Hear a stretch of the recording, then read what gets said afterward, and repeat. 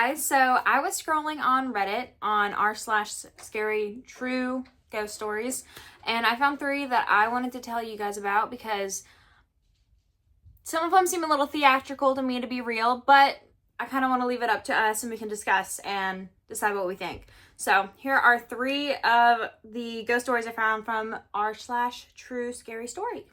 Okay, so the first one is titled, "What Was That?"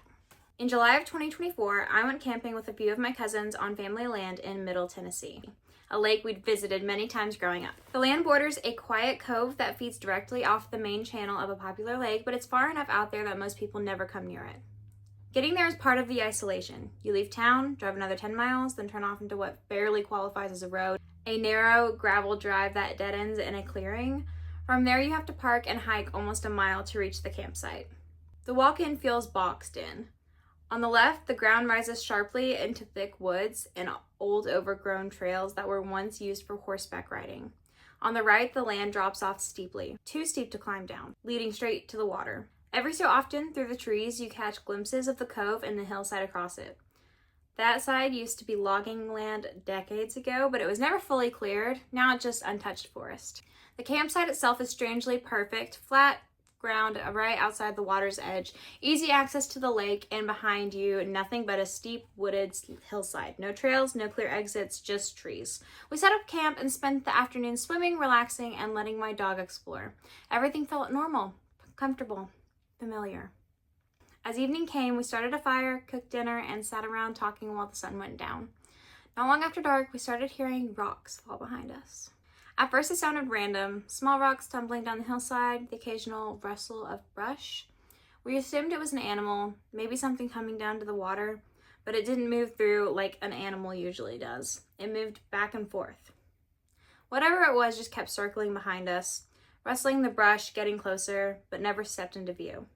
After a while, one of the guys picked up a small hatchet we'd used earlier and tapped it against a rock. Tap, tap, tap, hoping to scare it off. The response was immediate. The woods went dead silent. No insects, no wind. Even the air felt different, cooler, heavier. Then from the tree line behind us, we heard it. Tap, tap, tap. The exact same sound, slow, deliberate, and unmistakably repeated back to us. That's when we debated leaving, but the trail out was long, narrow, and completely dark. We decided staying put was safer than trying to hike out blind. We retreated into our tent, a large 12-person tent that easily fit the 5 of us and my dog. Once zipped inside, things felt lighter for a few minutes, like whatever tension had been building had eased. Then we heard voices. It sounded like men having a low, muffled conversation just outside the tent. Not yelling, not whispering, just talking. Close. My dog noticed immediately. He was alert and focused, but completely silent, something I have never seen him do before. After a while, I unzipped the tent and looked outside. There was nothing there. No people, no movement, nothing disturbed. I laid back, trying to rationalize it. Maybe voices carrying across the water from the main channel. Sound does weird things at night. I must have fallen asleep because I woke up to my cousin gently shaking my arm. The voices were back. Moonlight filtered through the tent just enough to reveal a dark shape outside. Not clear enough to make out details, just a solid silhouette. I silently woke another cousin, hushing him before he could speak, and pointed towards the shape. We stayed completely still. The figure began to move, slowly circling the tent again and again, getting close enough that we could hear something brush against the fabric. Thought I heard something. We're good. Getting close enough that we could hear something brushing against the fabric. This wasn't curiosity. It felt deliberate, methodical, like it was inspecting us. It stayed there until almost sunrise. The sky had just started to lighten when someone finally worked up the courage to look outside.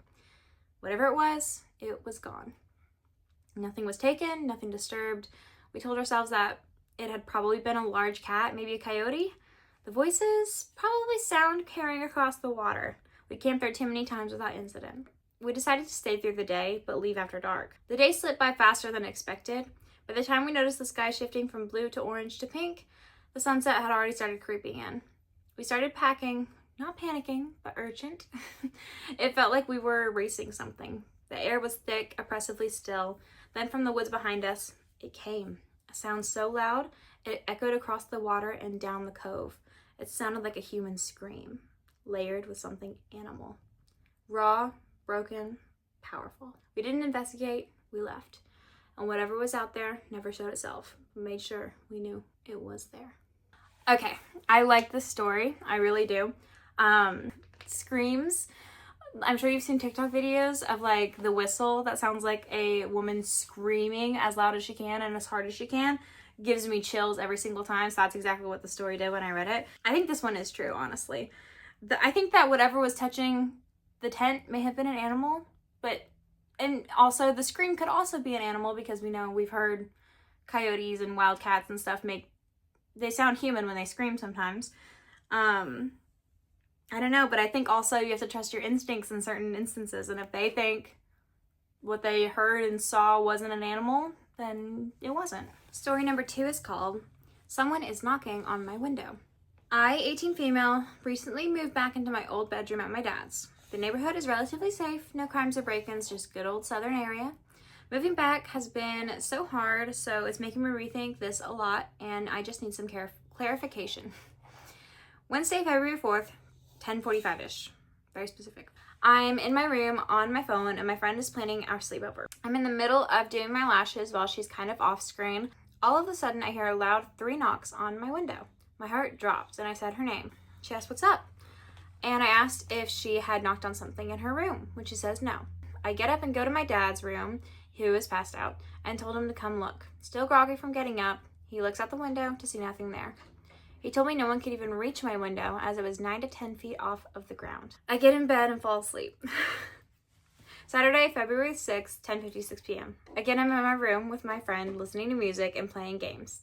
Out of nowhere, I heard a loud bang on my window. I thought maybe my music did it, so I replayed it back a few times. It was not my music. I look at my cat in his cat tree, and I notice he is staring out of the window. I go to take a video of him being weird, and I caught the knocking on video. Okay. That's crazy. I texted my dad, and he came back home ASAP. He drove around the side of the house where my room is, and there's bricks under my window. He got out of the car and stood on them. Turns out when he stood on them, he could barely just reach my window. Tomorrow we're getting cameras to see what it is and if I'm actually crazy or not. I'll add the video as soon as I can for people who are asking. There's no video, so too bad. That's crazy. He said that it was impossible for anyone to reach her window because it was 9 to 10 feet off the ground, and someone stacked bricks underneath it in order to reach her window. And someone's clearly looking to get her attention, knocking on her window, banging on her window. That's terrifying. That's terrifying. Okay, story number 3. The kitchen was never empty. That's the title. This is a true story from the 1960s. Old. Every morning, my grandfather went to work. All 3 children went to school. My grandmother was home alone. Every afternoon, she heard someone cooking in the kitchen. Utensils clanging, plates falling. But when she checked, the kitchen was empty. She stopped going in there when she was alone. One night around midnight, my grandfather got up to use the washroom. Suddenly, a loud thud. My grandmother rushed out and saw him on the floor. She saw his hands around his own neck. He wasn't choking himself. He was fighting something she couldn't see. They moved out a month later. A new family moved in. Days later, the Newtons came back and asked, "Did you also hear someone cooking when no one was home?" And they said, "And last night, someone tried to strangle me. The house is empty now. People still hear utensils from the kitchen." Okay, so I like this one a lot. This is the one that I'm not sure is real. Because, okay, let's start at the end, actually. Let's start at the end. The house is now empty, but people still hear utensils in the kitchen. 1, empty house has no utensils. 2, an empty house has no people, no ears to hear the utensils. So that's 2 things that I'm like, It's a really good story, though. I really like it. It's scary. From the 1960s is cool. But it's an entertaining story nonetheless. I really enjoyed it. I liked all 3 of these stories, actually. If you want to hear more, I've been compiling a list. So if you want to hear more from that subreddit or the r/TrueScaryStories subreddit, let me know. Or if you want to suggest a different subreddit for me to read from, I would love to. I'm not quite used to reading out loud, so I'm going to edit this the best I can. But you might hear some slip-ups in there because I was messing up a lot. Anyway, so yeah, let me know. Comment more if you want to hear more, or comment more detail of what you want. I would love to hear more. But yeah, I hope y'all enjoyed and have a wonderful rest of your day.